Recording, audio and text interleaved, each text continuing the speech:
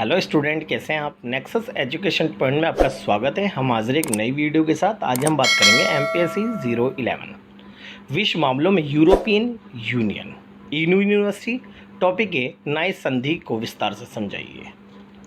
तो बच्चों, ये नाइस संधि जो थी वो यूरोपीय संघ से संबंधित है। तो नाइस संधि क्या है, इससे पहले हम कुछ बातों पर हम बात करेंगे। जैसे कि दिसंबर 2000 में नाइस संधि के अंतर्गत यूरोपीय संघ के नागरिकों के मौलिक अधिकारों की घोषणा की गई। इसके तहत यूरोपीय संघ के नागरिकों को और मजबूत किया गया। नाइस संधि पर फरवरी 2001 में हस्ताक्षर हुए तथा विभिन्न सदस्य देशों की संसदों द्वारा पारित होने के बाद ये फरवरी 2003 में लागू हुई।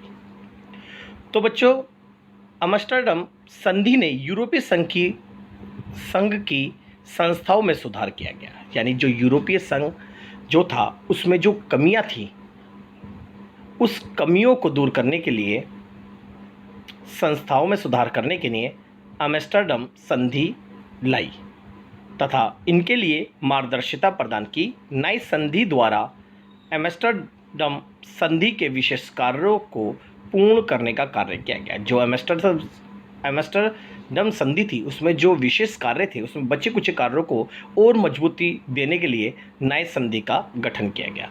इस संधि द्वारा आयोग की रचना की गई।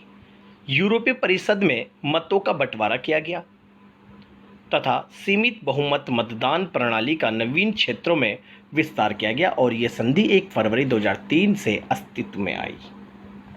नाइस संधि के इस घोषणा पत्र में स्वतंत्रता, समानता, भाईचारा, नागरिक अधिकार तथा न्याय जैसे 6 भाग हैं।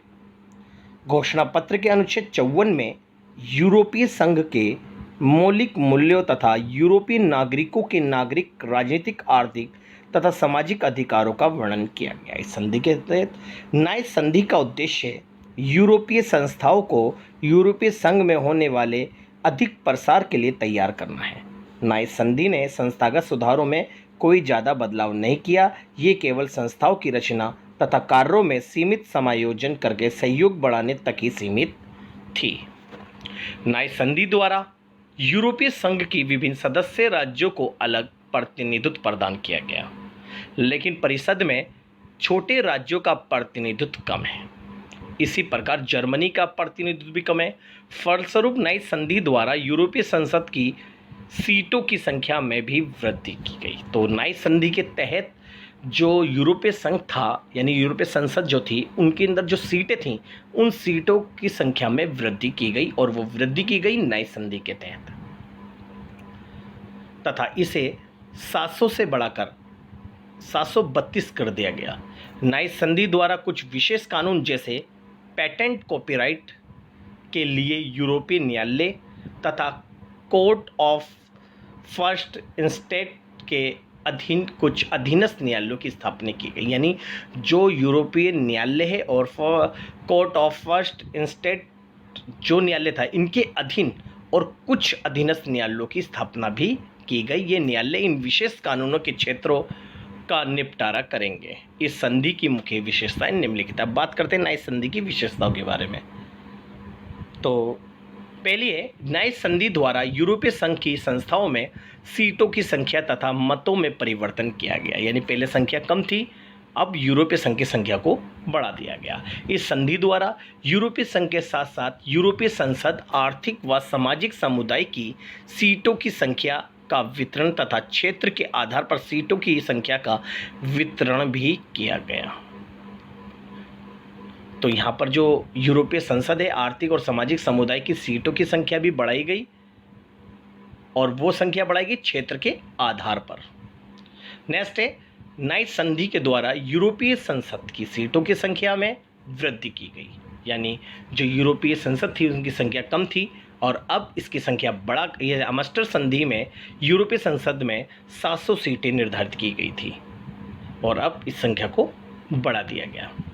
नाइस संधि के द्वारा सहयोग कार्य विधि के क्षेत्र में विस्तार किया गया ताकि जो यूरोपीय संघ के जो सदस्य हैं वो आपसी सहयोग के कार्य कर सके। उस क्षेत्र में विस्तार किया गया। इस क्षेत्र को व्यवहारिक रूप भी प्रदान किया गया ताकि अब लोग अपनी समस्याओं को वहाँ पर रख सके और सारी लोगों की समस्याओं का समाधान किया जा सके। न्याय संधि द्वारा पेटेंट जैसे कानून के विशेष क्षेत्रों के लिए कुछ गौण न्यायालयों की स्थापना की गई। जैसा कि मैंने आपको बताया कि यूरोपीय न्यायालय के अधीन कुछ अधीनस्थ न्यायालयों की भी स्थापना की गई जो कि उनके कानून के क्षेत्र में उनकी मदद करेंगे। इन न्यायालयों को यूरोपीय न्यायालय तथा कोर्ट ऑफ फर्स्ट इंस्टेंट के अधीन रखा गया, जो छोटे छोटे कोर्ट बनाए गए। न्याय संधि द्वारा एक 62 सदस्यीय सम्मेलन तैयार किया गया। इस सम्मेलन को मौलिक अधिकारों का घोषणा पत्र तैयार करने का कार्य सौंपा गया। यानी जो 62 सदस्य सम्मेलन में एक 62 सदस्य एक कमेटी बनाएगी और इस सम्मेलन के अंदर उस 62 सदस्यों को मौलिक अधिकारों का घोषणा पत्र तैयार करने का दायित्व सौंपा गया और उन्होंने इसके क्षेत्र में विभिन्न सराहनीय और व्यवहारिक कार्य किए। इस संधि के फलस्वरूप यूरोपीय संघ के सदस्यों की संख्या 25 से बढ़ाकर 27 कर दी जाएगी, यानी करीबी गई। तो ये जो था न्याय संधि था। इस न्याय संधि की कुछ विशेषताओं के बारे में बात करा, मोस्ट वेरी इंपॉर्टेंट क्वेश्चन है, तो आप इस वीडियो को बहुत अच्छे से देखकर इस टॉपिक को अच्छे से तैयार कर लीजिए। अगर आपको हमारी वीडियो पसंद आई हो तो हमारे चैनल को सब्सक्राइब करें, लाइक करें, कमेंट शेयर करना ना भूलें।